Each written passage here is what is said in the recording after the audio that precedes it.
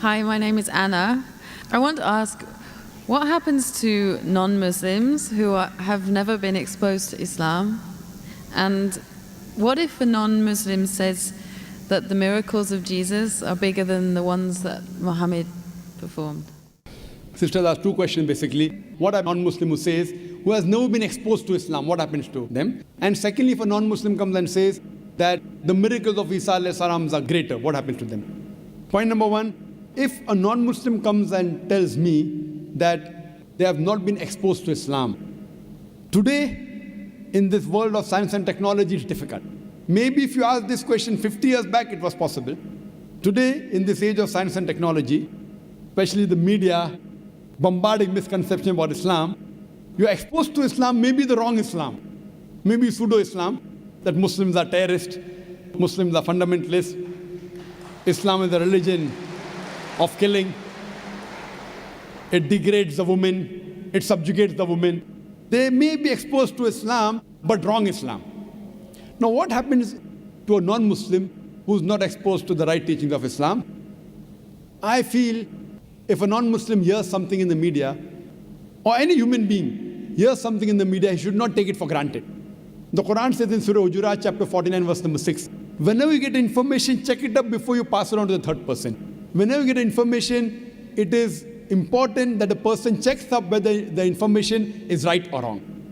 As far as the message of Islam is concerned, what if a non-Muslim may be living in an island, maybe living in Timbuktu, or living somewhere where he doesn't have any knowledge of Islam? First, it's the duty of every Muslim to convey the message to non-Muslim, irrespective whether we convey or not. Allah says in the Quran in Surah Fusilat, chapter number 41, verse number 53, Allah says, سَنُورِيهِمْ آيَاتِنَا فِي الْآفَاقِ وَفِي أَنفُسِهِمْ حَتَّى يَتَبَيَّنَ أَنَّهُ الْحَقُّ.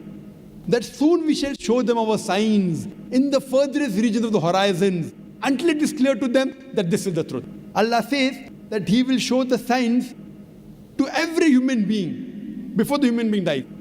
He will show His signs in the furthest regions of the horizons until it is clear to them that this is the truth. So Allah takes it up upon Himself that He will convey this message to each and every human being, whether he's born in a Muslim family or non-Muslim family, whether he's born in a Muslim land or non-Muslim land. Allah will give this message to every human being. That's the reason there were some surveys done in 1950 in two tribes. Now these two tribes, the Kapauku tribe and the Australian Aborigines, these two tribes did not come in contact with modern civilization till as late as 1950. When the researchers went and tried to find out what was their way of life, these people, they believed that God was one. They believed He alone should be worshipped. They believed He did not beget anyone. They did the sajda, they did prostration for worshipping that God. It was everything of Islam but in name. So when no external influence comes on a human being, that person submits his will to God.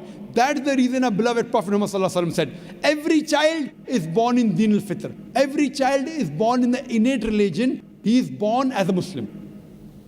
Our beloved Prophet Muhammad said, every child is born as a Muslim. Muslim means a person who submits his will to God. Later on, that person may be influenced by his parents, by his teachers, by his elders. He may start doing fire worship. He may start doing idol worship. And then may deviate on the wrong track. That's the reason when a non-Muslim accepts Islam, the more appropriate word is revert. He was a Muslim, born as a Muslim. He gets converted to a wrong religion, comes back to the original faith, that is Islam. So the right word is revert. So coming to your question, every child, if any child, if you take three children, one born to a Christian, one born to a Jew, one born to a Hindu, isolate these three children completely from any external influence.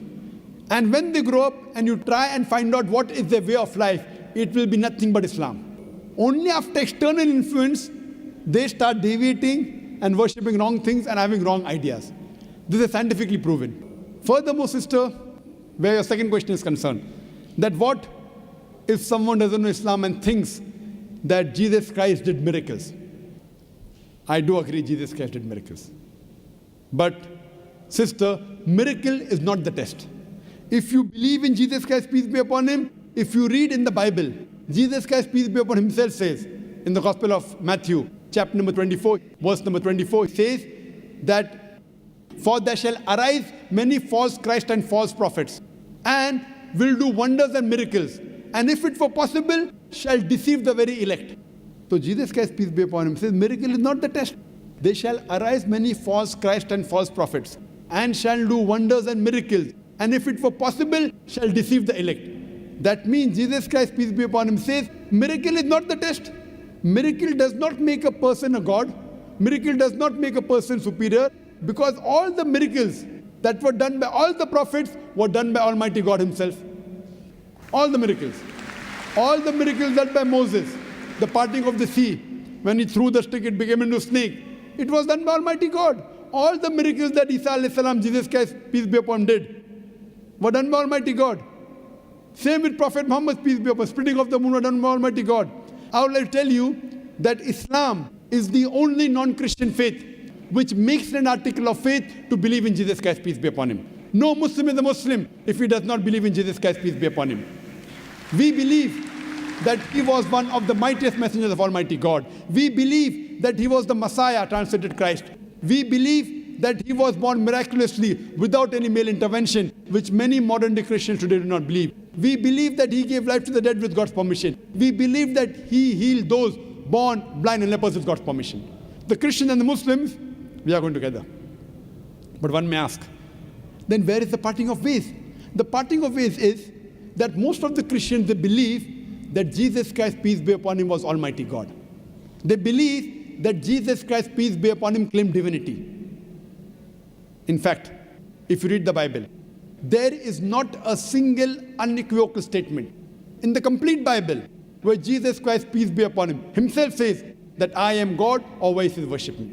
If, sister, you can point out any unequivocal statement, any unambiguous statement from any version of the Bible in which Jesus Christ, peace be upon him, himself says that I am God, or where he says worship me, I am ready to accept Christianity today.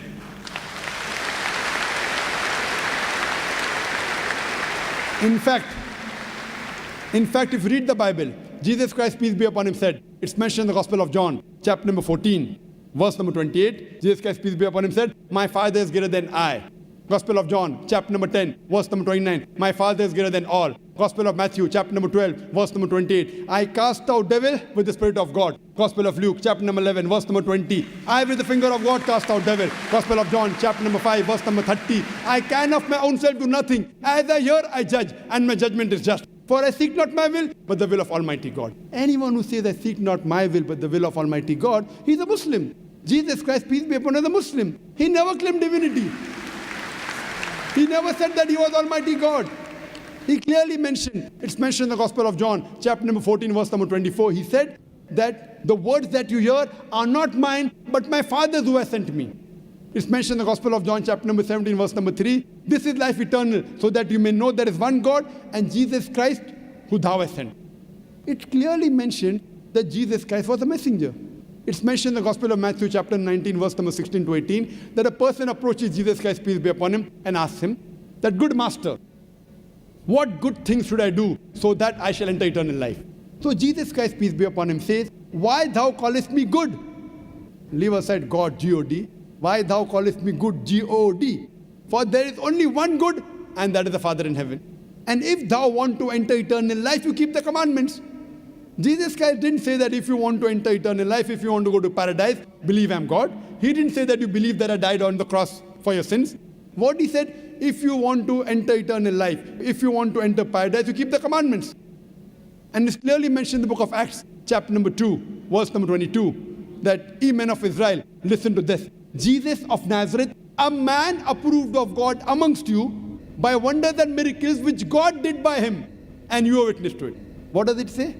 Jesus of Nazareth, a man approved of God amongst you by wonders and miracles and signs which God did by him, and you are witness to it. Regarding a question of miracles, what does the Bible say?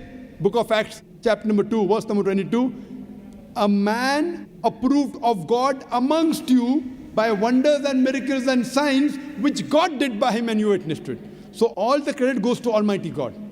And Jesus Christ was a man. All the miracles were done through Almighty God. So all the miracles, all the messengers did were done by Almighty God. They came to testify there was one God. But Jesus Christ also said in the Gospel of John, chapter number 16, verse number 12 to 14, that I have many things to say unto you, but ye cannot bear them now. For he, when the Spirit of truth shall come, he shall guide you unto all truth. He shall not speak of himself. All that here shall he speak. He shall glorify me.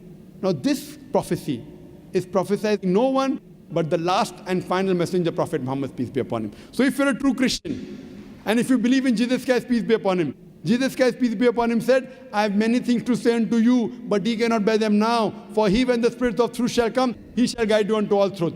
He shall not speak of himself. All that here shall he speak. He shall glorify me. This prophecy is prophesizing no one but the last and final messenger, Prophet Muhammad, peace be upon him. So if you're a true Christian, you should believe in the last and final messenger, Prophet Muhammad, peace be upon him. Hope that answers the question, sister.